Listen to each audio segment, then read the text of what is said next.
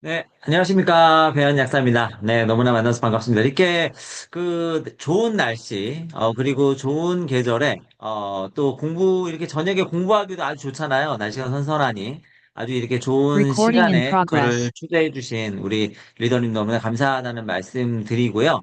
오늘 굉장히 요즘 가장 중요한, 환경적인 요소, 이 습도에 관련된 부분을 제가 말씀을 드릴 수 있게 돼서 더군다나 너무나 기쁘게 생각합니다. 오늘 제가 말씀드린 내용들이 우리 리더님들 또는 리더님들 주변에 계신 많은 분들의 건강을 지키는데 조금이나마 도움이 된다면 너무나 좋을 것 같고요.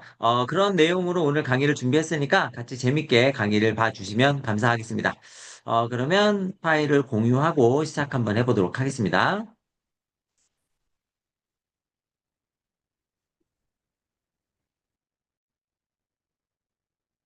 잠시만요. 네, 제 파일이 보이시나요? 네, 그러면, 네, 슬라이드 보이시죠? 네, 감사합니다. 그러면 본격적으로 시작해 보도록 하겠습니다.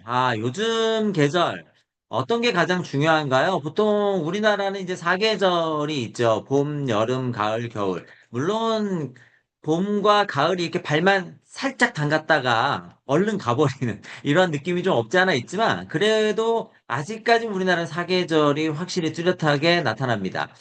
지난 봄은 뭐, 잘 아시다시피 꽃가루나 먼지가 굉장히 많이 날리는 계절, 그래서 알레르기가 굉장히 많아지는 계절이죠. 여름에는 뭐 더위와 높은 습도에 여러 가지 영향을 끼치게 되는, 그리고 냉방기라든지 먹는 음식에 따라서 문제가 많이 발생하는 계절이 되겠고, 그럼 이제 가을, 겨울은 어떻게 되느냐? 가을, 겨울은 아무래도 이제 비나 뭐 눈이 많이 오지는 않지만, 그렇기 때문에 습도가 이제 낮아지는 이러한 계절에 들어갑니다.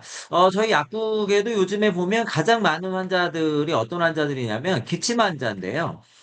기침이 나타나는 여러 가지 이유 중에 하나가 바로 이 호흡기의 건조함입니다. 이 건조함이 나타나지면 호흡기는 치명타를 입게 되는데 그렇기 때문에 다양한 증상들이 생기게 되고 이러한 것들이 결국은 건강을 해치는 가장 기본적인 문제가 발생할 수 있는 거예요. 그래서 가을로 넘어가면 우리가 결국은 건조함과의 전쟁이다. 이거는 사실 뭐 뒤에도 말씀드리겠지만 호흡기뿐만이 아니라 전신에 전체적으로 관여할 수밖에 없다 이렇게 말씀드릴 수가 있는데 잘 생각해 보시면 우리는 물 안에 들어가 있습니다. 생명체라고 하는 거는 물 속에 빠져 있다.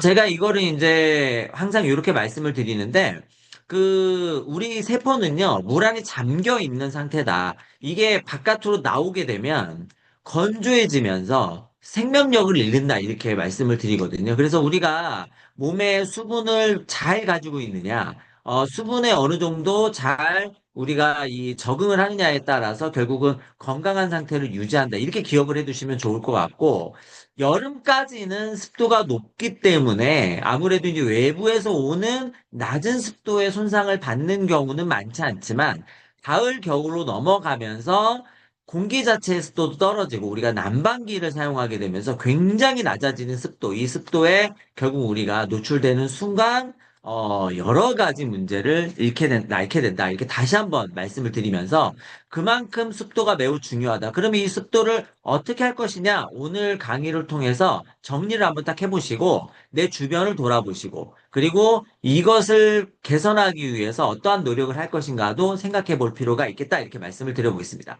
오늘 강의는 이렇게 준비가 되어 있습니다. 습도 어떤 중요성을 갖고 있는지, 습도가 우리 몸에 미치는 영향에 대한 거, 그리고 뭐 여러 가지 호흡기 뭐 다양한 증상들도 좀 말씀을 드리고, 습도를 유지하기 위해서 우리가 어떤 기구를 사용할 수 있느냐 등등등 이런 것들을 다 말씀드릴 텐데요.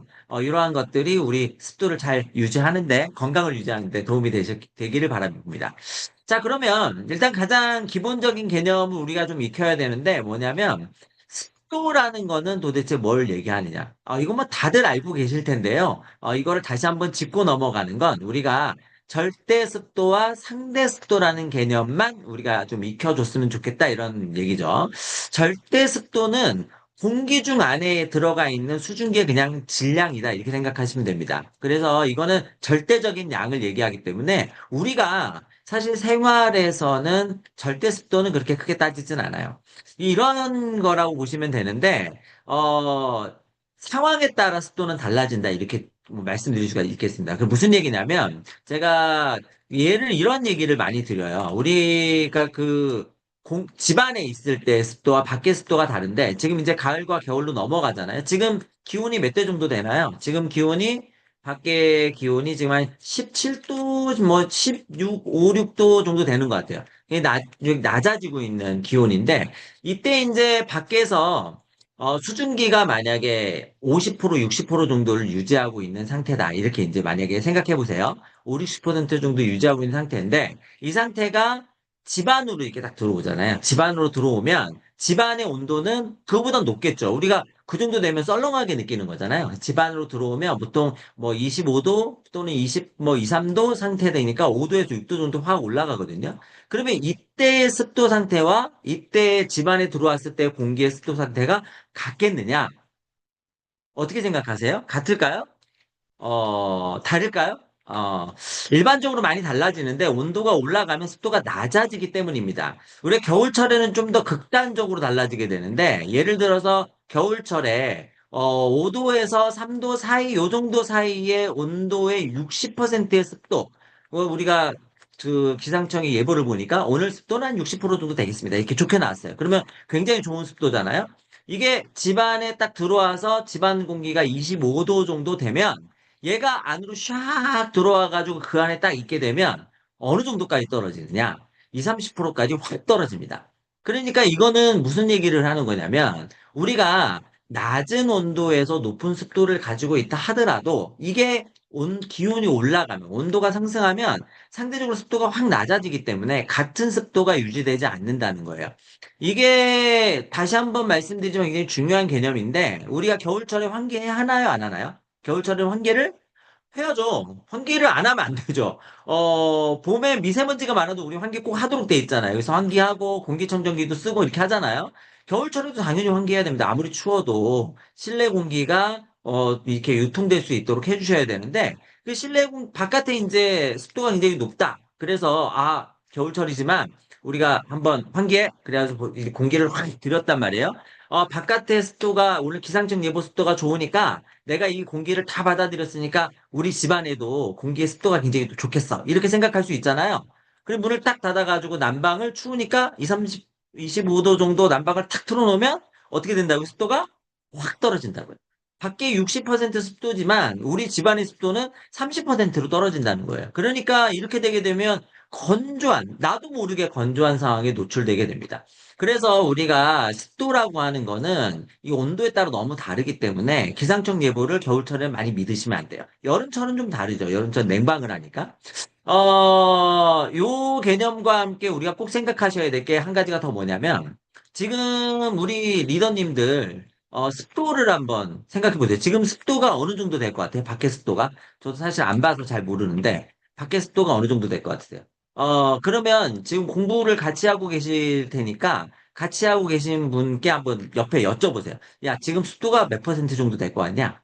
만약에 그 같이 공부하시는 분이 안 계시면 이게 채팅하시는 지금 습도 몇 퍼센트야? 사람마다 같을까요, 다를까요? 사람마다 달라요. 이 감각이 다르기 때문에 이걸 강의에 가면 진짜 이게 온라인 강의이기 때문에 이게 잘 안 느껴지는데요. 강의에 가가지고 물어보면 오늘 습도 어떤 것 같아요? 그러면 이쪽에선 높다 그러고 이쪽에선 낮다 그러고 막 이래요. 그러니까 무슨 얘기냐면 습도라는 거는 개인이 느끼는 감각에 의존하기 굉장히 어렵습니다. 온도에 따라서도 들쭉날쭉, 감각에도 의존하기가 어렵다면, 그러니까 기온은 우리가 금방 알잖아요. 서늘하다, 덥다, 뭐 이런 거 금방 알잖아요. 근데 습도는 이게 다르다는 거예요. 느낌이. 그래서 사람마다 느낌도 다르고 온도에도 차이가 많이 나기 때문에 습도라고 하는 것을 우리가 일단 명확하게 알려면 수치화된 것을 봐야 돼요. 그래서 사실 항상 권장해 드리는 게 뭐냐면 습도계를 갖고 계셔라. 습도계 집에 하나씩은 다 갖고 계시잖아요. 이렇게 이렇게 온도계처럼 생긴 거 이거 하나씩은 다 집에 달려 있지 않나요? 안 달려 있으시다고요? 저희 약국에도 안 달려 있습니다. 그렇죠. 그거 요즘에 달아놓은 사람이 어디 있습니까? 그러니까 뭘 써야 돼요? 습도를 잴 수 있는, 습도가 나타나는, 체크할 수 있는 좋은 가습기를 사용하시면 됩니다. 여름철에는 뭘 써야 돼요? 여름철에는 제습기. 여름철이 지났잖아요. 가을, 겨울철에는 뭘 써야 된다고요? 가습기를 써야 돼요. 그 가습기에 습도가 잘 체크되는 걸 쓰셔야 내가 오늘 배운 내용을 응용할 수 있어요. 어딜 가시더라도 항상 그 가시는 곳에는 습도라고 하는 습도 체크를 항상 하셔라. 만약에 습도 체크가 안 되는 곳이라면 내가 낮은 습도에 노출되지 않도록 계속해서 나를 방어하셔야지 나의 건강을 지킬 수 있다. 다시 한번 말씀드립니다. 그러면 우리 적정 습도는 어느 정도 될까요? 적정 습도는 보통 40에서 60% 정도가 적정 습도의 범위라고 보통 보는데 이거를 외우기가 이제 조금 껄쩍지근하잖아요. 40에서 61은 귀찮잖아요. 그러면 이렇게 외우시면 돼요. 절반의 절반. 이게 무슨 얘기냐면 100의 절반이 몇이죠? 50. 50에 10에 다시 절반. 그럼 몇이에요? 55. 그러니까 55 정도 유지하면 좋아요. 습도는 55 정도. 보통 이제 날씨가 습해지면 상한선을 잡죠. 왜냐하면 계속 올라가니까. 그래서 여름철에는 60% 정도 이하로 하도록 하고, 겨울철에는 계속 떨어지잖아요. 그러니까 겨울철에는 하한선을 잡아요. 그러니까 하한선을 잡으니까 적어도 40% 이상은 유지되게 해야 된다, 이렇게 하는 거거든요. 그러니까 겨울철에는 40% 이상, 여름철엔 60% 이하, 봄, 가을에는 50%에서 55% 정도 유지. 그런데 이게 이제 복잡하니까 그냥 자르고 잘라서 55 정도 이렇게 생각하시면 됩니다. 40%로 자꾸 잡으면 밑으로 내려갈 때가 많아요. 그래서 이거보다 항상 높게 잡는다 생각하셔야 되기 때문에 55% 정도로 생각하시면 좋고 이 55%가 어느 정도 수준이냐? 우리가 딱 들어갔을 때 약간 어떤 느낌이요? 약간 좀 습하네? 이런 느낌이에요. 실제로 60%까지 가면 눅눅한 느낌 나거든요. 그래서 이 50%에서 55%이 정도 수치가 뽀송뽀송한 수치가 아니에요. 우리가 뽀송뽀송하다고 느끼려면 30%에서 40% 사이예요. 그러니까 뽀송뽀송한 게 건강한 게 아니구나 이렇게 생각하셔야 됩니다. 뽀송뽀송한 거는 건강한 게 아니라 겨울철에 특히나 난방할 때는 아주 악영향이다. 그래서 뽀송뽀송하기보다는 약간 축축한 느낌, 너무 눅눅하면 안 되지만 약간 축축한 느낌 정도가 적정 습도다 이렇게 생각하시면 됩니다. 그러면 우리가 왜 이렇게 습도에 관해서 얘기를 하느냐? 습도는요, 낮을 때와 높을 때 전체적으로 건강에 다 안 좋습니다. 일단은 높을 때를 한번 생각해 보요. 높을 때 지나왔잖아요. 높을 때를 생각해 보면 높을 때는 이 습도를 굉장히 좋아하는 우리 생명체가 있어요. 뭐냐면 곰팡이입니다. 곰팡이.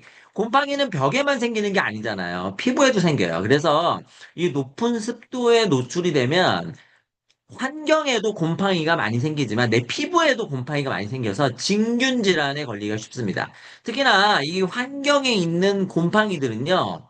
얘네가 굉장히 강력한 알러지원으로 작용해요. 그래서 이 알러지원으로 작용하게 되면서 그 내가 알레르기 질환이 있는 경우에는 심각한 알러지 질환을 지속적으로 유발한다. 그래서 여름철에는 피부 질환도 잘 걸리고 알레르기 질환도 생각보다 많은 겁니다. 뿐만 아니라 이 습한 환경을 좋아하는 거는요, 고온 가습을 좋아하는 애들이 있는데 그게 뭐냐면 세균이에요. 그러니까 세균성 질환이 많이 생긴다. 세균은 염증을 유발하고, 그쵸? 다양한 증상을 유발할 수 있으니까 이러한 애들이 많아지면 결국은 병원균이 증가하게 되면서 건강에 악영향이 끼쳐진다. 그리고 이 습한 환경은 곰팡이들로 인한 알레르기뿐만이 아니라 다양한 알레르기 유발 물질을 증가시킵니다. 그리고 습한 날에는 잘 자나요? 습한 날은 잘 못 자잖아요. 습한 날은 짜증이 많이 나죠. 우리가 습한 날은 잠도 못 자고 짜증도 많이 나고 이러한 것들이 뭐냐면 내 몸에 체온이 조절이 잘 안 되기 때문이에요. 우리가 습한 경우에는요, 땀에서 바깥으로 땀이 잘 안 나와요. 근데 이제 이렇게 얘기하실 거예요. 약사님, 여름에 습하고 더우면 땀 엄청 나는데 이렇게 생각하시잖아요. 근데 그 땀보다 중요한 땀이 있어요. 뭐냐면 평상시에 나도 모르게 나가는 불연성, 불, 내가 감지하지 못하는 이 발안이에요. 그래서 내가 감지하지 못하는 발안이 지속적으로 나타나야 되는데 이게 습하면 잘 안 돼요. 그러면 발안이 잘 안 되기 때문에 내 안에 체온 조절이 잘 안 돼서 내 몸이 더워집니다. 내 몸이 뜨거워지면 내가 스트레스도 굉장히 많이 받고 짜증도 많이 나고 잠도 잘 못 자요. 이러한 증상들이 생기기 때문에 높은 습도는 다양한 이러한 증상들을 유발할 수가 있다. 그러면 낮은 습도는 어떠냐? 이제 우리가 공부해야 될 건 이번에는 낮은 습도잖아요. 낮은 습도는 일단은 피부에 아주 악영향입니다. 이거 뒤에 이거는 아예 근거 자료를 제가 보여드릴 건데 정말 어마어마한 악영향이에요. 그래서 그 유명 그 영화 배우 겸 탤런트인 그 씨는 한겨울에도, 한여름에도 차에 타도 절대 뭘 안 킨다 그래요? 에어컨과 히터를 안 킨다는 거예요. 그냥 덮고 만다 이거야. 이 바람이 나한테 바로 오면 내 얼굴이 상하니까. 얼굴이 재산이잖아요. 그렇기 때문에 절대 자기는 안 한다. 그래서 이 피부를 유지한다는 거예요. 그만큼 건조한 거, 바람이 불면 어떻게 돼요? 수분이 날아가잖아요. 그러니까 건조감이죠. 건조한 건 그만큼 피부에 악영향이다. 뿐만 아니라 호흡기나 이러한 기관지, 이러한 점막들을 전체적으로 약화시키기 때문에 호흡기 감염증이 많이 늘어날 수밖에 없죠. 면역 기능은 당연히 떨어질 것이고 피로감과 집중력 저하가 되면서 공부도 못하게 된다는 거예요. 이것도 근거 자료 다 보여드릴 거예요. 정말 우리가 공부를 잘하려면 습도 유지가 잘 돼야 된다. 지금 이제 수능 얼마 안 남았죠. 파이팅 해야 되는데 낮은 습도로 집중력이 떨어지면 시험 망칠 수도 있는 거예요. 그래서 이 굉장히 중요한 부분이고 잠도 문제가 생긴다. 그리고 바이러스의 활성이 높아집니다. 그래서 습도가 낮으면 바이러스 활성이 높아진다. 높으면 곰팡이나 세균 번식이 많아진다. 그렇기 때문에 적정 습도를 유지하는 것이 매우 중요하다. 그래서 이러한 것들을 유지하기 위해서는 여름철에는 제습기, 겨울철에는 가습기를 사용해야 되고 잦은 환기라든지 지속적으로 이 습도가 잘 맞고 있는지 내가 느끼는 감각이 아니라 실제 측정된 값을 믿으셔야 된다는 거예요. 자, 일단은 피부요. 피부는요, 습도가 낮을 때 폭삭 늙습니다. 그러니까 겨울철에 폭삭 안 늙으려면 바른다고 되는 게 아니에요. 왜냐하면 내가 24시간 365일 계속 바를 수가 없잖아요. 그러니까 잘 때도 가습기는 켜놔야 되는 거예요. 제습기는 잘 때 안 켜놓잖아요. 제습기는 제가 이거는 강의 때도 말씀드렸는데, 제습기를요, 저녁에 자고, 잘 때 깜빡 잊고 켜놨어요. 밤새 제습기가 돌아간 거예요. 와, 아침에 일어났는데요. 눈이 안 떠져요. 뻑뻑해서. 피부는 바짝바짝 건조해. 입안 바짝 말라. 와, 진짜 환장하겠더라고요. 제습기는 그때그때 습도를 확 낮추기 위해서 사용하는 거지 밤새 틀어놓지 않지만 가습기는 밤새 틀어놓죠. 난방도 우리가 밤새 하기 때문에 가습기도 밤새 틀어놔야 돼요. 그런데 이 밤새 틀어놓는 가습기가 없다면 어떻게 되겠어요? 얼굴에다 계속해서 뭘 발라야 돼요. 안 건조해지게. 그럴 수가 없잖아요. 자다 일어나서 바를 수도 없고. 그렇기 때문에 습도를 유지하는 게 매우 중요합니다. 우리가 바를 수가 없기 때문에. 이거 실제 20명의 지원자를 대상으로 습도가 높은 거 낮은 거를 40% 70%예요. 30분 노출을 시켰어요. 그래서 높은 습도와 낮은 습도가 있는 상태에서 어떻게 변화했느냐? 지금 여기 나이를 보면은 제일 위에 게 49세, 중간 게 36세, 제일 밑에 게 50세잖아요. 그런데 요걸 보세요. 요걸 보시면 잔주름이요. 잔주름이 30분 노출시켰는데 확 늘었어요. 잔주름. 30분 노출시켰는데 이렇게 늘 정도면 이게 지속적으로 노출되면 어떻게 될까요? 폭삭 늦는다는 얘기죠. 뿐만 아니라 이거는 그 피부 전도도예요. 그 전도도인데 이것도 노화의 측정 범위입니다. 얼만큼 줄는지 보세요. 어마어마하게 줄어들었죠? 사실 이 아주 단순하게 짧게 노출시켰음에도 불구하고 이렇게 현저하게 줄어들어 버린다. 그리고 이건 뭔지 아세요? 탄력성. 피부 탄력성도 확 줄었어요. 결국은 습도가 낮은 곳에 잠깐만 노출되더라도 이렇게 된다는 거예요. 그러니까 우리가 습도가 낮은 곳에 가면 어떻게 해야 되겠어요? 만약에 가습기가 없는 곳에 간다 그러면 우리 계속해서 얼굴에 발라줘야 돼요. 손에도 계속 발라야 돼요. 저도 겨울철에는요, 우리가 어쩔 수 없이 난방을 하잖아요. 그러니까 죽어라고 핸드크림 발라요. 핸드크림 안 바르면 금방 쩍쩍 갈라집니다. 이거는 어쩔 수가 없습니다. 우리가 습도는 가습기를 계속 키더라도 만약에 없는 곳에서는 이렇게 지속적인 습도를 피부를 건강을 지키기 위한 노력들을 하지 않으면 폭삭 어떻게 된다? 폭삭 늙는다. 그래서 습도는 피부 노화의 주범입니다. 공기 중에 습도를 유지하는 게 매우 중요하고, 바르는 것도 되게 중요하고요. 좋은 제품들 열심히 발라서 내가 그 수분이 뺏기지 않도록 하셔야 되고, 뿐만 아니라 먹는 것도 중요하잖아요. 이게 아우터에서는 바르는 걸로 하지만 이너도 중요하죠. 그래서 세라마이드나 오메가3, 비타민C 이러한 것들을 충분하게 먹어서 피부의 탄력성도 유지해야 되고 보습도 유지해야 된다. 그래서 이러한 것들을 하지 않으면 피부는 금방 나를 기다려주지 않습니다. 나이와 똑같아지지 않습니다. 우리가 그거 아시잖아요. 광노화 아시죠? 자외선 차단제 열심히 바르죠? 밖에 나가가지고, 내가 좋다고, 운동 열심히, 선크림 안 바르고 하고 되면 어떻게 돼요? 여름 한철 끝나고 나면, 피부 열심히 관리했던 사람에 비해서 어떻게 돼요? 금방 나이 들어 보인다. 이렇게 되는 거잖아요. 그러니까 피부는 관리가 중요한 거예요. 그렇죠? 리더님 다 알고 계시죠? 자, 뿐만 아니라, 기관지 점막을 굉장히 건조하게 만드는데, 여기서 중요한 거는 코와 목의 점막이 말라버린다. 점막이 마른다는 거는 뭐 우리가 당연히 건조하게 되면 마른다는 건 알 수 있겠죠. 그런데 이렇게 점막이 건조해지면 어떻게 돼요? 기능 저하가 와요. 마르면 기능 저하가 와서 특히나 목이 바짝 마르거나 건조해지면 점막의 면역력이 떨어지고 코의 점막도 마르면 점막 면역력이 떨어지죠. 면역력이 떨어진다는 건 뭐예요? 바이러스가 그렇지 않아도 건조한 환경에선 좋아하잖아요. 그러니까 샥 들어와가지고 어떻게 돼요?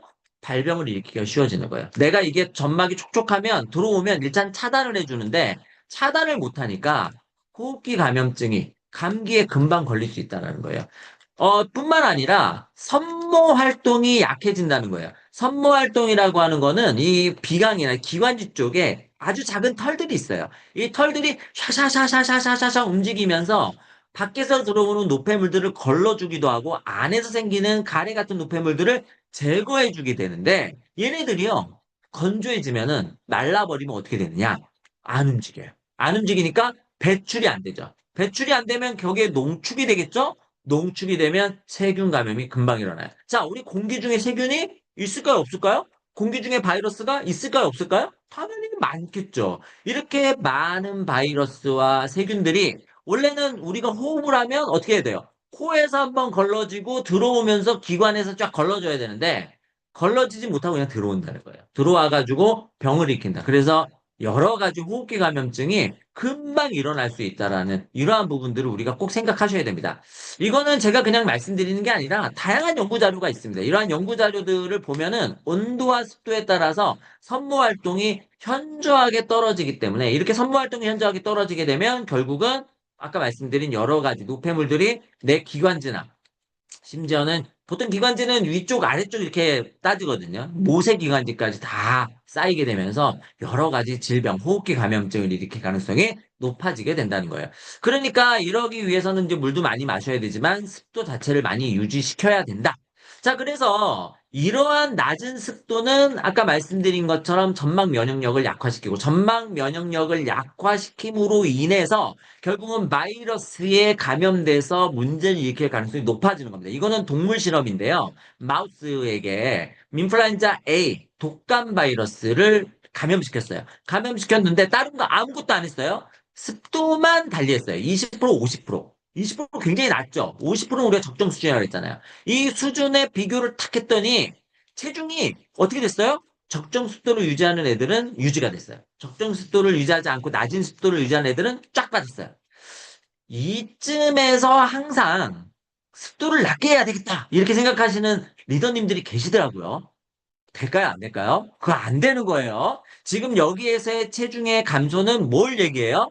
병에 걸려서 체중이 쫙쫙 빠지는 걸 얘기해요. 이거는 예후가 굉장히 안 좋은 겁니다. 병에 걸려도 내가 적정 체중을 딱 유지하고 있어야 어떻게 되는 거예요? 예후가 좋은 거예요. 그러니까 여기서 체중이 쭉쭉 빠지는 거는 건강이 매우 악화되고 있다는 것을 얘기하는 것이죠. 이것은 옆에 있는 C 그래프를 보면 알 수 있는데 생존율이에요. 생존율이 20% 습도에 있는 경우에는 현저하게 떨어져 다 죽었다.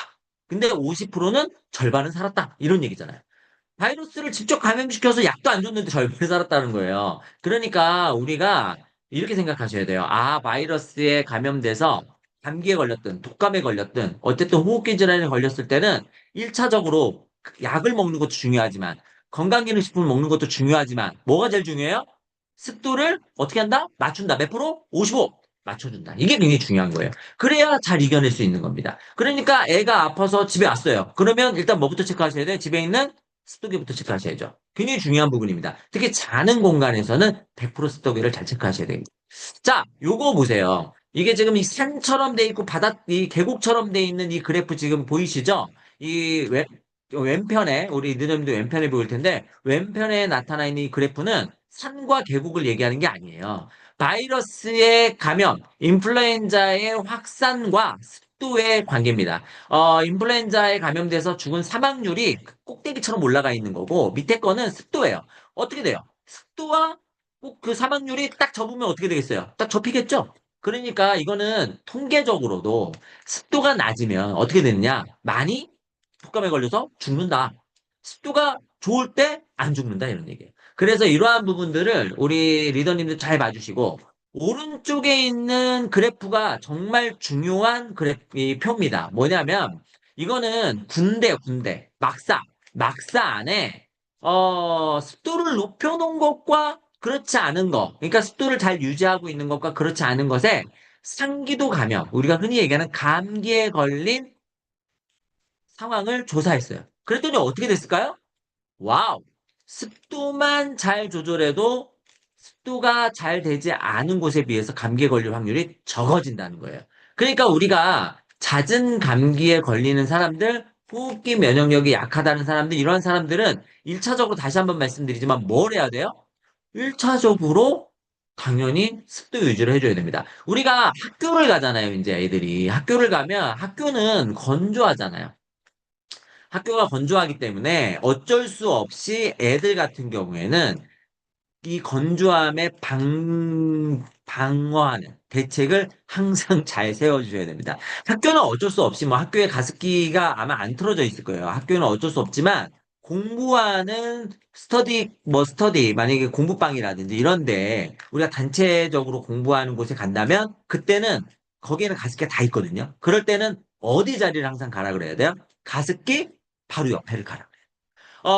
반대로 여름철에는 에어컨 먼 데 가라 그래야 되잖아요. 겨울철에는 가습기 가까운 데를 가라고 해야 우리가 감기에 덜 걸린다는 거예요. 그래서 이러한 부분들을 기억해 주시고, 그리고 이제 그 마스크 착용도 굉장히 중요한데, 마스크를 착용하는 것도 만약에 건조한 환경에 가 있으면 습도를 어느 정도, 호흡기 습도를 어느 정도 방어해 주는데 중요한 역할을 해줍니다. 그래서 만약에 그 가습기가 없는 곳에서는 다양한 이러한 방법들을 사용해서 어떻게든 호흡기 습도를 유지할 수 있도록 해주셔야 됩니다. 그래서 지금 보시는 것처럼 다양한 환경에 의해서 우리가 바람이라든지 온도라든지 이런 거에 의해서 호흡기가 작용을 받지만 습도에 의해서 작용은 감염성 증상, 그 다음에 점막 건강에 매우 중요하다는 게 이미 생략적으로 다 밝혀져 있는 사실입니다. 그렇기 때문에 우리는 이거를 더 강조해야 한다는 거예요. 특히 언제요? 감기가 많이 도는 환절기, 그리고 독감이 도는 한겨울, 그리고 우리 감염성에 취약할 수 있는 상황에서는 이런 걸 더 강조해야 된다는 겁니다. 자, 호흡기, 피부 다 봤어요. 이거는 너무나 당연하다고 생각할 것들이에요. 그런데 이 습도가 어디에 또 영향을 미치느냐? 바로 수면에 영향을 미친다는 거예요. 수면에 영향을 미치는 거는 높은 습도 아닌가요? 우리 당연히 그렇게 알고 있었어요. 습도가 높으면 잠을 자기 좀 어렵다. 이거는 그래서 우리 여름철에 어떻게 해요? 그 열대야 있을 때 잠 못 자잖아요. 열대야가 그냥 온도만 높아서 열대야가 아닙니다. 습도도 굉장히 높잖아요. 그래서 저녁에 자려고 그러면 잠이 잘 안 오고 자도 깊은 잠을 못 자죠. 이건 뭐냐면 체온 조절이 안 되기 때문에 앞서서 말씀드렸지만 습도가 높으면 체온 조절이 안 된다는 거예요. 땀이 잘 나가지 않기 때문에. 리더님도 요거 혹시 알고 계세요? 여름철에 운동하면 겨울철에 운동하는 것보다 훨씬 더 힘들죠? 훨씬 더 힘든 이유가 뭔지 아세요? 그것이 바로 습도 때문입니다. 온도도 온도인데 습도가 굉장히 크게 작용을 하게 되고요. 실제로 습도가 높게 되면 빨아들이는 산소 공급량이 현저하게 떨어져요. 왜냐하면 공기가 들어갈 부분에 물이 들어가 있으니까 그 수분이 차지하고 있으니까 내가 이 산소를 흡입할 때 조금 더 해야 돼요. 그러니까 헐떡거리게 된다는 거예요. 그러니까 호흡량이 더 많아지면 힘들어지죠. 첫 번째. 두 번째는 습도가 높아서 피부에 발산이 잘 안 되면 근육이 뜨거워져요. 그러면 근피로가 금방 옵니다. 그러니까 여름철에는 운동을 하게 되면 근육이 금방 필요해지고 산소가 금방 부족해지기 때문에 훨씬 더 많은 산소를 빨아들이기 위해서 호흡량을 늘려요. 그렇기 때문에 훨씬 더 힘든 거예요. 대신에 이렇게 힘든 과정을 거치면 뭐가 늘어나냐면 최대 산소 섭취량이 굉장히 늘어나죠. 그래서 여름철에 운동을 하면 가을철에 굉장히 퍼포먼스가 잘 나옵니다. 그래서 여름철 운동 열심히 하시고요. 그래서 이제 여름철에 이렇게 힘든 거 다 아시는데 겨울철에 습도가 낮을 때도 이렇게 힘들다고 하는 것이 중요하다는 거예요. 그래서 1번과 2번의 경우에는 고온 고습의 경우에는 깊은 수면과 렘 수면이 안 된다. 이건 지금 다 알고 있는 거라는 거 아까 말씀드렸잖아요. 그런데 제일 밑에 나와 있는 세 번째 연구입니다. 타이페이 수면 연구에 보면은 낮은 습도가 수면을 줄이고 각성을 늘린다는 거예요. 그래서 이러한 것들은 미세먼지 농도가 높아지면 아무래도 이제 건조한 먼지가 더 많아지겠죠. 미세먼지가 높아지면 더 영향이 커진다는 거예요. 그렇기 때문에, 잠이라고 하는 것은 높은 습도와 낮은 습도에 모두 영향을 받는구나. 이렇게 생각하시면 됩니다. 재밌는 거는요, 낮은 습도가 영향을 주는 이유 중에 두 가지 큰 게 있어요. 하나는 뭐냐면, 우리가 그 호흡을 할 때, 저녁에 잘 때는 호흡을 할 때 우리가 어떤 액션을 취할 수가 없잖아요. 만약에 우리가 코로 숨을 쉴 때 건조하다 그러면, 뭐, 낮에 깨어있을 때는 물을 한 컵 마신다든지 이렇게 여러 가지 액션을 취할 수 있는데, 저녁에 6시간, 7시간, 길게는 10시간 동안 액션을 취하지 못한 상태에서 지속적으로 건조한 공기를 계속 맞으면 이 코라든지 목이 굉장히 건조해집니다. 그런데 건조하면요, 산소의 흐름, 공기의 흐름이 현저하게 떨어져요. 리더님들 공기 흐름이 현저하게 떨어지게 되면 우리 코 막힌 거랑 거의 비슷한 상태예요. 산소 공급이 원활하지 못해서 결국은 내가 굉장히 산소에 부족해지는 현상을 겪게 됩니다. 첫 번째. 두 번째는요, 눈인데요. 우리가 저녁에 잘 때 렘 수면이라는 걸 하게 되거든요. 렘 수면이라고 하는 건 안구가 굉장히 빨리 도는 거예요. 그런데 건조하잖아요. 그러면 이 안구가 돌 때 충분하게 여기에 그 눈물이, 윤활유가 맺혀져 있잖아요. 그래서 건조하게 되면 얘가 돌 때 건조한 상태에서 팍 도는 거예요. 그러면 어떻게 되느냐? 눈이 아침에 일어나면 굉장히 뻐근하고 아파요. 눈이 굉장히 뻐근하고 아프고 심하면 막 눈곱 같은 게 바뀝니다. 이러한 상태가 되면요, 깊은 잠을 잘 수가 없어요. 그러니까 낮은 습도는 내 몸이 건조해지면서 나타나는 다양한 증상 때문에 결국은 잠을 이룰 수 없게 된다. 그래서 이러한 경우에 심하면 안구건조증이 있는 분들은 심하면 안구건조증이 훨씬 더 심하게 유발되는 경우들도 많아서 수면 중에 습도 유지가 겨울철에 매우 중요한 부분이 됩니다. 그래서 잠을 깊게 자는 것뿐만이 아니라 호흡기나 안구 건강에도 피부 건강에도 매우 중요한 역할이 영향이 되기 때문에 반드시 잘 때는 습도 유지가 잘 돼야 된다. 이거 꼭 기억해 두셔야 됩니다. 습도가 우리 몸에 미치는 영향은 관심이 굉장히 많은 부분이죠. 학습 능력입니다. 이 학습 능력은 실제 인체를 대상으로 젊은 그 청년들을 대상으로 한 거기 때문에 더 믿음이 갈 수 있어요. 남녀 대학생 36명을 대상으로 상대 습도와 학습 성과의 관계를 조사했는데 습도가 40%인 경우 낮은 습도 20%. 제가 지금 미니멈이라고 얘기했던 40%예요. 미니멈이라고 얘기했던 40%. 여기에 24도 환경에서 학습 성적이 가장 높았다는 거예요. 건조하거나 습도가 높은 환경에서는 불편감이 증가하기 때문에 학습 성적이 떨어졌다는 거고, 습도는 기온보다 학습 성과에 더 많은 영향을 주는데, 특히나 눈, 기도 점막이 건조해지면서 피로도나 독서 속도 능력, 집중력이 크게 저하된다는 거예요. 이거는 우리가 금방 해보면 알 수 있어요. 어느 정도 나타나는지. 그 무슨 얘기냐면요. 리더님들이 선풍기 하나 갖고 계시면요. 이거 눈에다가 눈을 크게 뜨시고 선풍기를 한번 눈에 계속 쏘여보세요. 어떻게 되죠? 눈이 엄청 뻑뻑하겠죠? 그 상태로 지금 제 영상을 보세요. 아니면 그 상태로 책을 보세요. 책을 보고 싶을까요?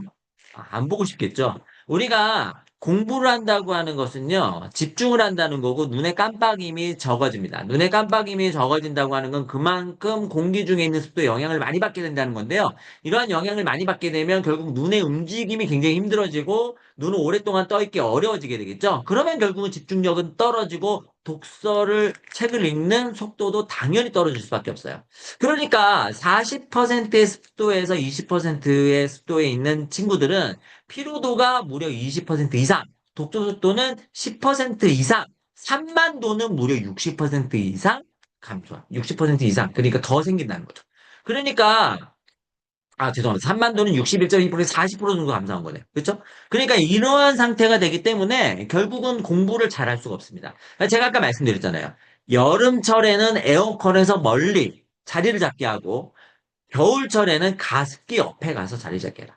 그래서 이 가습기 옆에 자리를 잡게 하는 이유가 뭐냐면 가습기의 성능이 그닥 좋은 게 별로 없기 때문이에요. 이런데 보통 독서실이나 이런 데 사용하는 가습기는요, 일반적으로 가습은 잘 되는데 멀리까지 가습이 잘 안 돼요.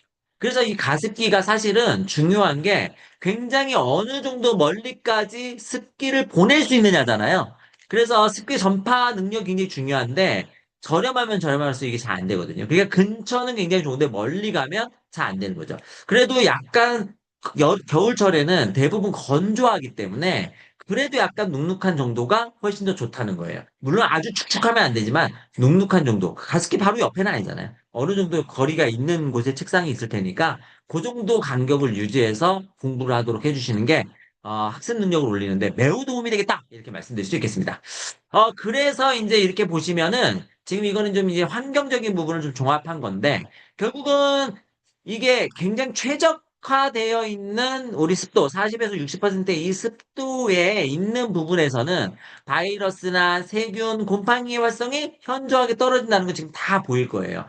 그리고 여러 가지 뭐 먼지라든지 그다음에 뭐 공기 중에서 나타나는 감염육이라든지 알레르기 증상이라든지 이런 것까지 다 완화되거든요. 근데 중요한 게 뭐냐면 지금 보시면 50%에서 굉장히 이게 왔다 갔다 한다는 거예요. 그러니까 제가 말씀드렸죠. 40% 밑으로 내려가면 안 되는 거고요. 50%에서 60% 사이가 제일 좋은데 여기를 맞출 때 55를 기점으로 맞추시면 굉장히 맞추기가 편합니다. 그래서 이러한 개념으로 맞춰서 우리가 환경을 잘 유지하는 것이 매우 중요하겠다. 이러한 부분들을 다시 한번 말씀드립니다.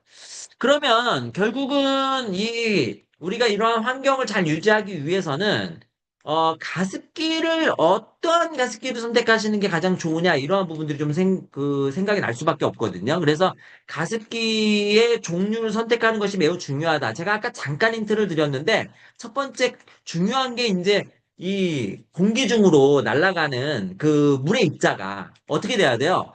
내가 있는 공간 전체에 잘 퍼질 수 있으면 좋아요. 그래서 되도록이면 멀리 멀리 그 물의 입자를 보낼 수 있는 가습기를 선택하시는 게 일단 가장 좋은데 종류가 여러 가지가 있어요. 가습기의 종류는. 그래서 가습기의 종류는 일단 첫 번째 초음파식 가습기라는 게 있습니다. 이게 이제 사실은 가장 많이 사용했던 가습기고 가장 저렴한 가습기입니다. 요즘에도 이렇게 책상 위에 놔두는 가습기는 이 초음파식 가습기가 많은데 그래도 이제 뒤에 다시 말씀드리겠지만 가열식 가습기도 요즘에 많이들 사용하더라고요. 조그만한 그 가습기에도. 근데 대부분 다 초음파식 가습기가 책상 위에 놓는 건 많아요. 이 작동 원리는 고주파, 지지직 하는 고주파 진동을 이용해서 물을 미세한 입자로 쪼개서 이렇게 휙 나가게 하는 거죠. 이렇게 분사하게 되면 바깥으로 이렇게 이 물이 나가니까, 물 분자가 나가니까 습도가 유지된다. 이렇게 보면 되고, 이게 그냥 징 하는 소리 정도만 나타나지 거의 소음이 없습니다. 저도 이 초음파식 가습기는 예전에 많이 사용했거든요. 그래서 소리가 거의 안 나고요. 그래서 수면 중에도 뭐 소리가 없으니까 사용하기 굉장히 편하죠. 소비 전력도 굉장히 낮죠. 초음파기 때문에 전기세도 많이 안 먹어요. 그래서 거의 1등급이고 가격도 되게 싸요. 디자인도 뭐 다양한 디자인을 만들 수도 있고 물의 부피도 다양하게 할 수 있습니다. 근데 단점이 있어요. 뭐냐면 제일 중요한 단점인데 물 안에, 여기 고여있는 물에, 이게 그냥 초음파로 사용하게 되니까 얘가 고여있는 물이 되잖아요. 그렇다 보니까 이거를 관리하기가 너무 어려워요. 관리하기가 어려워서 세균이나 곰팡이, 석회질 이런 것들이 많이 생길 수가 있고, 이게 공기 중으로 그대로 나가요. 그래서 무슨 뭐 정수된 물을 쓴다는 둥, 뭐 여러 가지 얘기를 다 하는데, 사실은 그래도 잘 안 되거든요. 결국은 가습기 메이트를 사용해야 되는데, 가습기 메이트가 굉장히 이슈가 많이 됐잖아요. 건강에 굉장히. 이게 가습기 메이트가 결국은 호흡독성이 있는 경우가 너무 많아서 폐에 굉장히 심각한 문제를 일으켰던 경우가 있잖아요. 그래서 결국은 이게 사용하기가 어렵습니다. 그래서 초음파식 가습기는 예전에는 많이 사용됐지만 근간에는 아주 조그만한 가습기로 사용될 때만 거의 쓰고 많이 쓰지 않는 그러한 형태가 됐고요. 집에서 특히나 오랫동안 뭐 방치를 오랫동안 해야 되는 가습기로는 적합하지 않습니다. 그래서 뭐 사무실이나 책상 위에 간단하게 올려놓고 사용하는 정도야 금방 뭐 씻어내고 이렇게 할 수 있기 때문에 괜찮지만 집에서 예를 들어서 10시간 뭐 이렇게 오랫동안 방치해야 되는 가습기는 저는 안 된다고 생각합니다. 그래서 요거는 5. 자, 다음 가습기. 뭐 쓰고 계신 리더님들도 계실 테니까 한번 생각해 보세요. 이걸 계속 써야 되는지 아닌지는 우리 리더님들께서 결정을 하시면 좋을 것 같습니다. 혹시나 쓰고 계신 분들에게도 이러한 단점을 좀 얘기해 주시고요. 그리고 이제 이러한 것들을 대신해서 이제 나온 게 바로 가열식 가습기인데, 가열식 가습기는 우리가 아주 오래전부터 썼던 가습기 방식이에요. 우리 지금 강의를 들으시는 리더님들이 연배가 전혀 저는 가늠이 안 됩니다. 지금 화면에 아무도 안 나오기 때문에. 그래서 가늠이 안 되는데, 지금 만약에 제가 얘기하는 것을 알고 계신다면 굉장히 연식이 좀 되신 리더님들일 거예요. 뭐냐면 예전에 제가 학교 다닐 때 초등학교 때까지면 중학교 때까지요. 중학교 때까지도 어떻게 했냐면 그 난로에 갈탄을 뗐어요. 갈탄은 이렇게 나무를 이렇게 빠진 거를 이렇게 뭉쳐가지고 만든 갈탄을 뗐는데 이 갈탄을 떼면 굉장히 뜨거워지잖아요. 그리고 공기도 엄청 건조해지기 때문에 그 위에다 주전자를 꼭 올려놨어요. 그러면 아침에 이제 주머니 갖고 가서 주머니라는 말도 굉장히 오래된 말이라 하더라고요. 요즘에 주머니라고 안 쓰나 봐요. 그 주머니 이렇게 주전자를 갖고 와서 커다란 주전을 갖고 와서 탁 올려놓으면 걔가 이제 뜨거워지기 시작하면은 어떻게 되느냐? 이 수증기가 막 나오죠. 수증기가 막 나오니까 이제 그 건조한 게 좀 덜해지는데 재밌는 현상이 있어요. 그 난로 근처에 있는 애들은요, 수증기가 엄청 나오니까 책들이 눅눅해요. 난로 근처에 있는 애들. 근데 저 멀리 있는 애들 있잖아요. 저 때만 해도 뭐 거의 한 반에 50명, 60명 정도 있었던 시절이니까 저 멀리 있는 애들은요, 추워요. 그러니까 어떻게 되는 거예요? 근처만 물이 가는 거지 끝까지 안 가요. 그러니까 이제 어떻게 하냐 쉬는 시간마다 주전자 또 하나를 들고 그 바닥에다가 이렇게 물을 이렇게 뿌리고 다녔어요. 물을 이렇게 뿌리고 다니면 그 물이 증발하게 되면서 이제 습도를 주변에 있는 습도를 이제 유지하는 이러한 형태를 했단 말이에요. 그래서 이 가열식 가스기는 굉장히 오래된 방식입니다. 그런데 이제 문제가 뭐냐면 첫 번째 장점이 뭐냐면 이게 끓이는 거니까 고온이니까 세균 번식이 없어요. 그리고 상대적으로 위생적이죠. 그리고 이게 물이 훅 올라가니까 습도도 되게 빨리 올라가요. 겨울철에 뭐 따뜻한 실내 분위기를 조성 가능하다 뭐 이런 얘기도 있는데 이거는 뭐 그냥 그렇다 치고 단점이 끓이는 거니까 전기 사용량이 엄청나겠죠. 그리고 작동 시에 이게 소음이 좀 있습니다. 그리고 제일 중요한 게 뭐냐면 화상이에요, 화상. 이게, 요즘 잘 나오는데 그것도 화상 나타날까요? 뒤에 영상 하나 보여드릴게요. 이게 실제로 이러한 일이 있었고, 방송에도 보도가 됐어요. 그리고 또 하나가 뭐냐면, 이 수증기는 무겁잖아요. 그러니까 멀리까지 못 가요. 그러니까 아까 얘기한 것좀 주변에만 가습이 되고, 멀리는 가습이 안 된다는 거예요. 그러니까 이러한 단점들이 있어서, 아이나 반려동물이 있는 집에서 사용하기 어렵고, 그리고 공간이 넓은 곳에서는 또 쓰기 어렵습니다. 자, 요거 한번 보시죠. 이게 실제로 일어난 일인데, 이거 보시면 깜짝 놀라실 거예요. 저도, 진짜 이럴 수가 있을까 했는데, 자, 보시면, 이제 물 끓는 거 보이시죠? 네.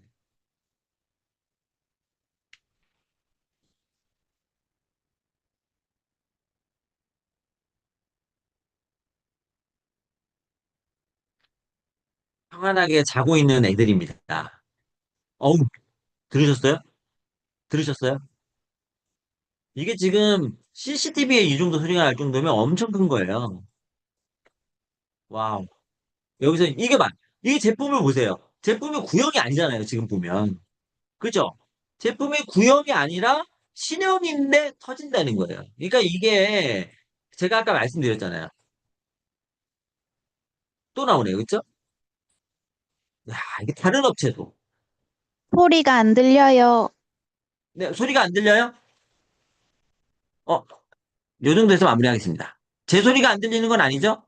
어머, 이거 왜 이래? 네, 이 정도에서 마무리하겠습니다. 이거는. 죄송합니다. 그 뻥 소리가 안 들렸나요? 그 화면은 보였죠?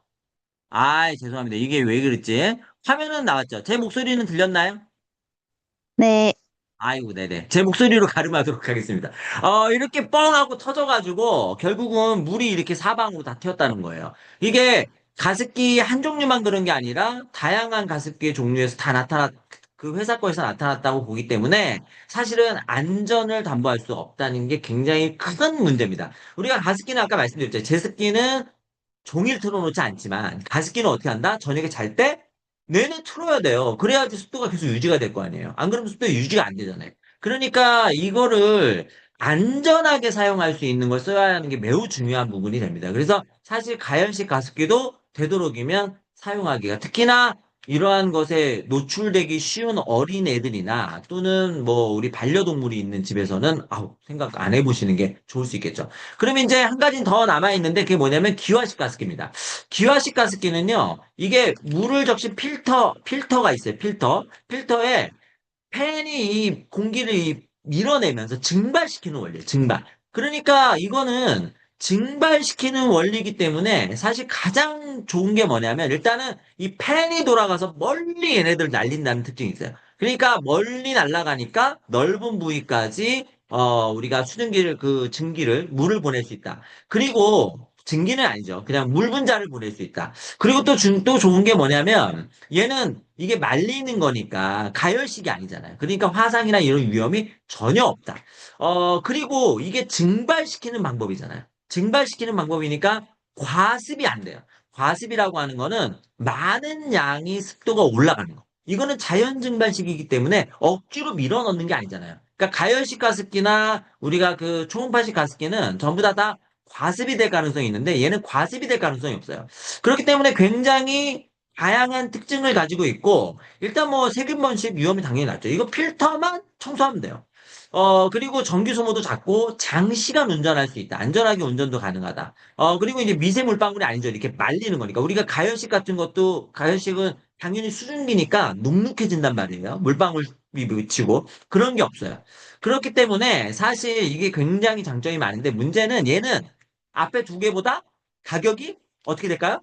어쩔 수 없이 좀 비싸요. 하지만 전문적인 업체에서 만드는 것으로 특히나 필터를 잘 청소할 수 있도록 또는 재사용할 수 있도록 만드는 이러한 가습기라면 초기 비용이 좀 들어간다 하더라도 유지는 훨씬 더 좋게 할 수 있다라는 점이 있습니다. 그래서 이 세 가지의 가습기를 제가 이렇게 쭉 말씀을 드렸는데 이 세 가지의 가습기를 비교해 보시고 어떤 가습기를 써야 될 것이냐. 이거는 뭐, 이건 사실은 말씀을 안 드려도 너무 쉽게 우리가 구분이 가능해요. 그리고 지금 여기 보시면은 X 표시된 거는 되도록이면 안 쓰는 게 좋죠. 초음파식은 세균 확산, 자주 세척, 그다음에 과습 이런 거 다 있고 가열식도 역시 과습, 전기로 화상 근데 귀화식은 이런 게 없다. 단 약간의 코스트가 좀 올라가는 비용이 좀 있다라는 것은 좀 있지만 어쨌든 그러한 것은 한 번 사놓으면 오랫동안 쓰기 때문에 우리가 뭐 연식으로 계산해 본다면 사실상 뭐 그런 것은 좀 덜 생각할 수 있지 않을까 이렇게 좀 말씀드려 봅니다. 그래서 최근에 나와 있는 그 가습기, 가장 최근형 가습기까지 종류를 다 말씀을 드려봤습니다. 어, 이제 정리를 좀 해보도록 하겠습니다. 습도가 굉장히 중요하다는 거. 우리가 피부에서부터 시작해서 호흡기 건강, 그리고 수면뿐만이 아니라 집중력까지 이 습도가 잘 맞춰지지 않으면 결국은 이러한 것들이 다 문제가 생기기 때문에 우리가 습도 관리를 굉장히 잘해야 된다라는 말씀을 드릴 수밖에 없는데요.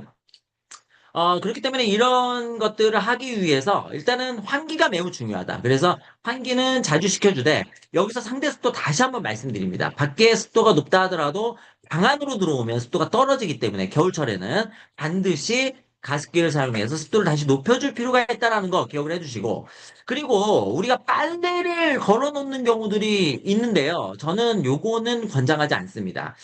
빨래를 많이 권장하지 않는 이유는 뭐냐면 그게 물만 묻어 있으면 그나마 괜찮아요. 그런데 우리가 빨래할 때 뭘 쓰죠? 그렇죠. 세제를 쓰잖아요. 그러면 마르면서 결국 세제가 날아가요. 결국은 세제가 같이 퍼져나갈 수 있기 때문에 역시 호흡기의 건강에 나쁠 수가 있습니다. 그렇기 때문에 빨래를 걸어놓는 거는 권장하지 않고 그리고 저는 화장실 문을 열어놓는 것도 많이 권장하지 않아요. 자연 습도에 나와 있는 부분들이 좀 있는데 화장실은 우리가 습도가 높아지기 쉽고 그렇기 때문에 곰팡이가 자랄 그리고 세균이 자랄 가능성이 높아요. 그래서 문을 열어놓으면 걔네들이 밖으로 나오겠죠. 그렇기 때문에 물론 걔네들도 자주 환기를 시켜주고 자주 청소를 해주셔야 되지만 아주 자주 청소하지 않는 이상은 저는 권장하지 않습니다. 대신에 관엽식물이라든지 물을 많이 머금는 식물을 안에서 키우는 건 매우 좋고 젖은 수건을 걸어 놓는 것은 아주 좋습니다. 물그릇을 떠놓는 것도 되게 좋은 방법 중에 하나겠죠. 계절별로 관리가 되게 중요하다는 건 다시 한번 말씀드립니다. 겨울철에는 몇 프로? 40% 이상, 여름철에는 60% 이하, 봄, 가을에는 55% 이렇게 생각하시면 되겠고요. 여름철에는 제습기, 가을, 겨울철에는 가습기를 반드시 사용해야 된다. 습도계를 꼭 활용해야 된다. 그래서 습도계가 없이 하는, 내가 그냥 느끼는 감각으로는 절대 우리가 믿지 말자. 그래서 우리가 느끼는 습도의 느낌은 정확하지 않기 때문에 절대적으로 습도계를 꼭 활용을 하셔야 되고, 특히나 수면 중에 습도 유지를 매우 중요하게 생각하자. 왜냐하면 잘 때는 액션을 취할 수가 없다. 그렇기 때문에 수면 중에 습도가 잘 유지될 수 있도록 하는 것이 매우 중요하겠다. 이렇게 말씀드립니다. 결론 마무리하겠습니다. 적정 습도 잘 지켜줘야 되죠? 너무 낮으면 안 되고, 높아도 안 되고. 그리고 계절에 맞는 가습기, 굉장히, 계절에 맞는 환경에 맞는 가습기를 선택하는 게 매우 중요한데, 제가 말씀드린 것은 기화식 가습기가 매우 좋겠다 말씀을 드렸고, 초음파식과 가열식은 각각의 단점이 있으니, 이 단점을 반드시 생각하면서 선택을 하셔야 된다. 이렇게 말씀드리고요.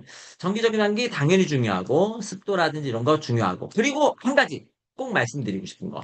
외부에서 들어오는 우리 습도도 외부에서 공급되는 습도 중요하지만 안에서 공급되는 수분도 중요하다는 거죠. 그래서 이너뷰티를 잘 지키자. 이너뷰티는 먹는 것에 오는 거죠. 우리가 자극적이거나 그다음에 아주 튀긴 음식 이런 거 드시지 마시고 알코올 섭취 줄이시고 카페인 섭취 줄이고 그러면서 세라마이드라든지 오메가3라든지 비타민 C 같은 우리 피부의 베리어를 지켜주면서 보습을 잘 유지해 줄 수 있는 이너뷰티 제품들을 잘 활용하시다 보시면 피부의 노화를 막는 것도 굉장히 중요한 방법이 될 수가 있다. 이 피부가 건강하다는 것은 내 몸에 있는 전체적인 구조가 다 건강한 거기 때문에 이 건강을 같이 다 지키는 것이다. 이렇게 기억을 해두시면 좋을 것 같습니다. 제가 준비한 강의는 여기까지인데요. 질문을 있으면 질문을 좀 받아보도록 하겠습니다. 혹시 질문 있으신가요? 질문 있으시면 질문 받겠습니다. 지금 채팅방으로는 질문이 올라온 게 없어서, 죄송합니다. 소리는, 제가 이거 테스트 했는데 제 거에서 나왔는데 이게 쉐어가 안 된 것 같아요. 쉐어가. 그래서 다음에는 혹시나 기회가 있으면, 요거까지 점검을 다시 잘 해보도록 하겠습니다. 그래서, 구조상 안방에는 드레스룸이 파티션으로 일부가 뚫려 있다. 그렇죠. 이게 안방에 드레스룸이 있는데 파티션으로 일부가 뚫려 있다는 거잖아요. 그런데 이게요, 가습기가 어떤 가습기를 어떻게 사용하냐에 따라 좀 다른데요. 사실 50% 정도의 습도를 유지하는 것으로 옷이 눅눅해지거나 이렇게 되지 않습니다. 특히 아까 말씀드렸던 가열식 가습기가 아니면 물방울이 맺히지 않기 때문에 가열식 가습기는 조금 주의하실 필요가 있지만 초음파식이나 기화식 가습기는 크게 걱정 안 하셔도 돼요. 과습이 많이 안 되도록 습도를 적정 습도로 맞춰 놓으시면 되기 때문에 요 정도 파티션이 돼 있고 일부가 뚫려 있는 정도는 너무 걱정하실 필요는 없으실 것 같습니다. 이거는 크게 걱정하지 마시고 실내 습도를 유지하는 거에 조금 더 중점을 두시는 게 좋을 것 같습니다. 어떻게 대답이 됐을까요? 네. 기관지 확장증을 치료하고 계시는 분이 있는데 가열식으로 쓰라고 왜냐면 이게 저것 때문에 그래요. 가습, 그, 가습기를 초음파식하고 가열식만 알아서 그래요. 그러니까 초음파식에 여러 가지 이제 물질들이 생길 수가 있고, 특히나 세균 번식이 이루어지면 치명적이거든요. 그래서 가열식으로 쓰라고 하는 거예요. 가열식은 끓어버리니까 안에 있는 것들이 그냥 싹 돼버리잖아요. 그래서 가열식 가습기를 사용하려고 한 건데, 기화식 가습기를 쓰시면 됩니다. 그러면 전혀 문제가 안 되고요. 만약에 이제 초음파식하고 가열식을 고민하신다면 당연히 가열식을 쓰셔야 돼요. 초음파식에는 저걸 넣어야 돼. 첨가제를 넣어야 되는데 첨가제는 더 안 좋습니다. 그래서 당연히 가열식을 쓰셔야 된다. 이렇게 보시면 되겠습니다. 여기 옵티미스트 말씀하셨는데 기화식 가습기죠. 그래서 요거는 아마 과습이 되지 않기 때문에 걱정 안 하셔도 될 것 같습니다. 혹시 다른 질문 있으실까요? 네, 어, 50분 강의, 네, 5분 정도 조금 시간이 남았는데, 몇 가지 말씀을 조금 더 드려보면, 일단 습도가 굉장히 중요하다는 얘기를 말씀을 드렸습니다. 저는 이제 약국에 오시는 분들에게도 겨울철, 가을철에는 실내 습도 유지를 굉장히 강조하는데, 사실 이거는 쉽게 생각해 보시면 알아요. 병원에 가면 겨울철에 다 뭐 틀어놓죠? 가습기 틀어놓잖아요. 그러니까 병원에 입원해 있는 환자들에게 가장 중요한 환경은 난방이 높은 난방이 아니더라도 난방과 습도예요. 그렇기 때문에 가습기를 항상 틀어놓는다 이렇게 생각하시면, 아, 우리가 건강을 유지하기 위해서, 아픈 사람이 아니지만, 건강을 유지하기 위해서 습도를 유지하는 게 굉장히 중요하겠구나 이렇게 이해가 좀 되실 거고, 이해가 되실 겁니다. 공기청정기와 가습기를 같이 가동해도 되나요? 공기청정기와 가습기, 같이 가동. 요게 요거를 같이 가동해도 문제가 안 될 것 같은데요. 저희 약국에서는 공기청정기는 뒤쪽에 있고, 습도를 유지하는 가습기는 앞쪽에, 저희 사람들이 있는 앞쪽에 있긴 있어서, 거리가 3m, 4m 정도는 떨어뜨려져 있는데, 기계를 동시에 같이 놓지는 않잖아요. 왜냐하면 전기청정기는 필터가 공기를 끌어들여서 위로 배출하는 형태이기 때문에, 이렇게 끌어들이잖아요. 그래서 이렇게 끌어들이는 형태니까 아마 가습기를 바로 옆에 쓰지는 않으실 거예요. 어느 정도 거리가 떨어지면 되는데 어느 정도 거리가 유지된다면 크게 문제가 될 것 같지 않습니다. 이거는 저도 이거를 뭐 거리 유지가 얼마큼 되는지를 객관적으로 생각해 보진 않았는데 구조상 크게 문제가 될 것 같지는 않습니다. 적정 거리 한 3m 정도 뭐 떨어뜨려 주시면 무난할 것 같습니다. 여기 누가 이렇게 우리 지윤조 선생님께서, 리더님께서 이렇게 얘기해 주셨는데, 한 방에 가능하다고. 가능할 것 같습니다. 이 스카이가 아마 공기청정기인 것 같습니다. 가능할 것 같고요. 옵티미스트에 대한 특장점은 아마 강의가 따로 있을 걸로 알고 있습니다. 이거는 강의를 들어보시면 되는데, 제가 얼핏 강의를 지나가다 들었는데, 엄청 좋더라고요. 이게 뭐 필터도 이렇게 씻어서 재사용이 가능하고 뭐 이러한 제품으로 제가 알고 있거든요. 그래서 아마 이러한 특장점은 아마 설명을 아주 잘해주지 않으실까 싶습니다. 여기 같이 놔도 된다고 강의에서 말씀하셨다고 하시네요. 이거는 아까도 말씀드린 것처럼 너무 근처에만 두지 않으시면 괜찮을 것 같습니다. 왜냐하면 그 공기청정기가 이렇게 끌어당긴 다음에 내뱉는 형태이기 때문에 사실 너무 가까이만 두지 마시고 한 3m에서 4m 정도 적정거리 정도 떨어뜨려 주시면 아주 무난하게 사용할 수 있을 것 같습니다. 요 정도로 마무리할까요? 네, 리더님, 요 정도로 그럼 마무리하도록 하겠습니다. 자, 오늘 제가 그 습도에 대해서 말씀을 쭉 드렸는데, 결국은 겨울, 가을철에는 습도가 제일 중요하다. 이렇게 말씀을 다시 한번 드리고, 아파도 습도, 안 아파도 습도다. 그러니까 아플 때는 더군다나 습도다. 이렇게 기억해 주시고, 습도는 내가 반응할 수 없을 때 유지하는 것이 더 중요하다. 그러니까 잘 때 습도 유지하는 게 매우 중요하다. 이것도 추가적으로 기억을 해두시면 좋을 것 같습니다. 자, 오늘 강의는 여기서 마치고요. 남은 시간들 또 좋은 시간 되시기를 바라면서 다음에 또 좋은 기회에 찾아뵙도록 하겠습니다. 감사합니다.